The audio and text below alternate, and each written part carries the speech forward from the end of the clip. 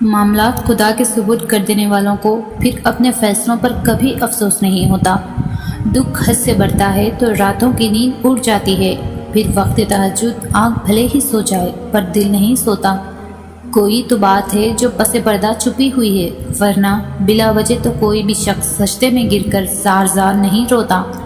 نصیب کے بچھڑے اکثر مل جاتے ہیں، مگر جو اپنی مرضی سے رخصت ہو جائے وہ پھر واپس کبھی نہیں لوٹتا۔ انسان کے دل سے شروع ہوتا ہے بندگی کا ہر راستہ۔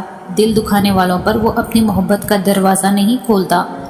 خدا کی محبت انسان کو ہر طلب سے پاک کر دیتی ہے، پھر وہ اپنی عبادات کو تسبیح کے دانوں میں نہیں پروتا۔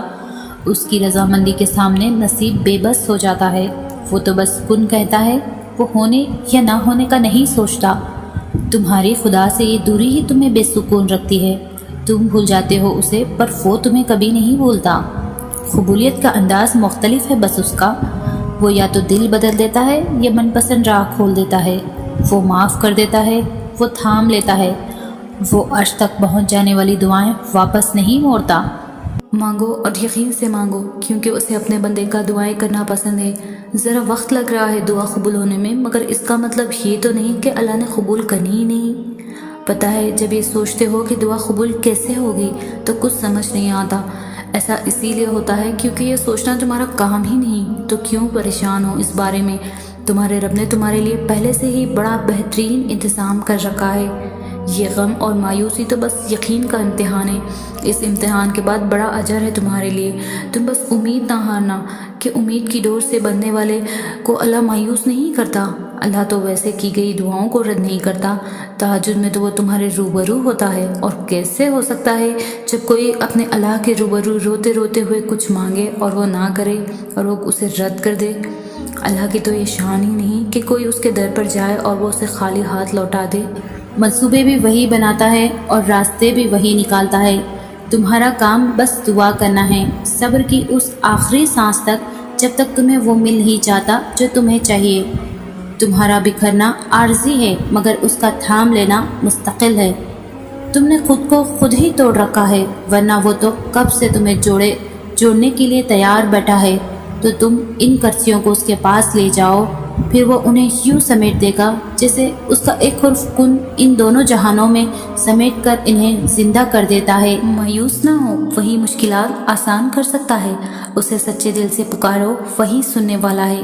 یقین کے ساتھ دعا کریں، وہ جلد آپ کی دعا قبول کرنے والا ہے۔ اللہ دعاؤں کو تمہارے دل کا حصہ بنانے سے پہلے تمہارے نصیب کا حصہ بناتا ہے۔ تم سوچتے ہو کہ مقدر تو پہلے سے ہی لکھ دیا گیا ہے، تو پھر دعائیں کیا کر سکتی ہے؟ لیکن کیا تم نے کبھی یہ نہیں سوچا کہ دعائیں بھی تو نصیب سے ہی ملتی ہے؟ اگر نصیب مقرر ہے تو دعائیں بھی اسی نصیب میں مقرر کی گئی ہیں۔ وہ دعائیں جنہیں آج تمہاری زبان بار بار دہرانے سے بھی نہیں تھکتی، ان دعاؤں کو اللہ نے تمہارے لیے تبھی چن لیا تھا جب وہ تمہارے علم میں بھی نہ تھیں۔ اگر نصیب کا لکھا ہوا ہر حال میں ملنا لازمی ہے تو پھر نصیب میں لکھی گئی دعاؤں کا ملنا کیوں نہیں؟ جب مانگنے کی توفیق مل گئی ہے تو پھر اجر کی فکر کیسی؟ محبت کرو تو اس خدا سے کرو جس کے پاس بے وفا جیسے الفاظ ہی نہیں۔ اس کی محبت تو آب حیات ہے، کیونکہ اس کی محبت کو کوئی زوال ہی نہیں۔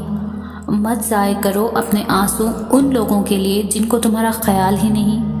لوگ تو ایسے دل توڑتے ہیں جیسے خدا جانتا ہمارا حال ہی نہیں۔ شاید لوگ بھول بیٹھتے ہیں خدا کے انصاف کو، لیکن مکافات عمل سچ ہے، کوئی مذاق تو نہیں۔ اللہ کے کن کے بعد کچھ بھی ناممکن نہیں رہتا۔ زندگی میں کچھ لوگ ایسے بھی ہوتے ہیں جو وعدے تو نہیں کرتے مگر بہت کچھ نبھا جاتے ہیں۔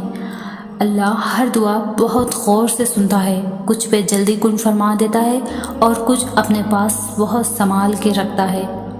محبت کرو تو اس خدا سے کرو جس کے پاس بے وفا جیسے الفاظ ہی نہیں۔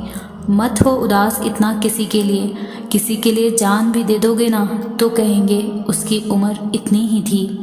اور ایک اللہ ہی تو ہے جو ہر حال میں وفا کرتا ہے، نبھاتا ہے۔